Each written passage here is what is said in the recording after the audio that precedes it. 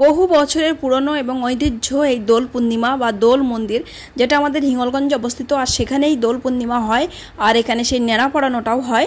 ভোর 3টের সময় উঠে চলে এসেছি হিঙ্গলগঞ্জ, আর এসেই দেখো মানে নেড়া পুড়িয়ে তুলে দেওয়া হয়েছে রাধাকৃষ্ণকে দোলায়।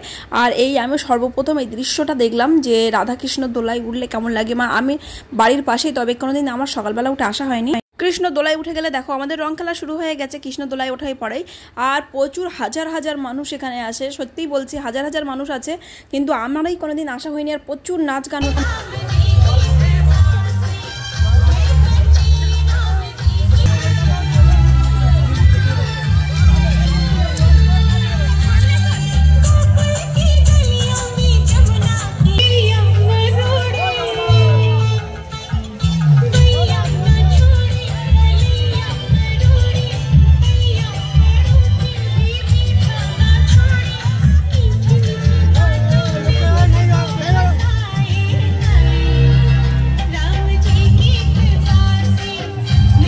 আনন্দ করতে করতেই দেখো আমরা সব ভূতের মতো হয়ে গেছি, ভূতের মতো সেজে হয়ে গেছে। মানে এতটা পথ অতিক্রম করেছি আর এতটা হাঁটছি, এত মানুষের যে যার রং মাখাচ্ছে আর কি।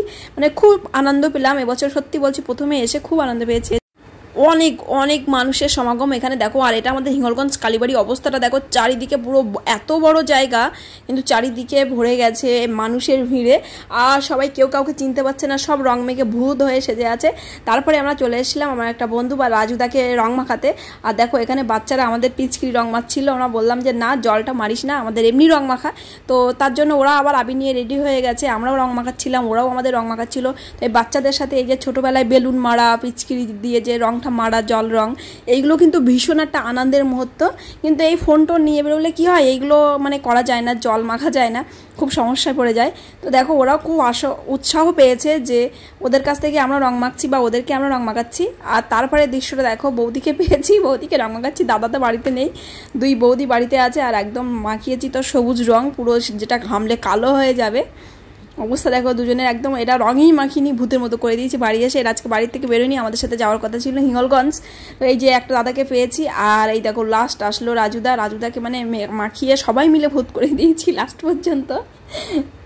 কারা কারা আমাদের মতো এরকম ভূত সেজেছো অবশ্যই কমেন্ট করে জানিও। আর ব্লগটা কেমন লাগলো অবশ্যই কিন্তু জানিও কমেন্ট করে। আর একটা লাইক করো, সাবস্ক্রাইব করে দিও যারা আমার চ্যানেল নতুন।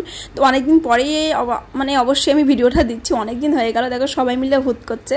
তো আজকে এই প্রথম, মানে এবছর এই প্রথম যে আমি হিঙ্গলগঞ্জ গিয়ে খুব আনন্দ পেয়েছি। আর যারা হিঙ্গলগঞ্জে আছে তারাই জানে অবশ্যই যে হিঙ্গলগঞ্জ কতটা আনন্দ হয়। দেখো দুটো দাদাকে পেয়েছি, দুটোটাকে রং মাখিয়ে ভূত করে তবেই আমরা এখান থেকে বাড়ি যাব।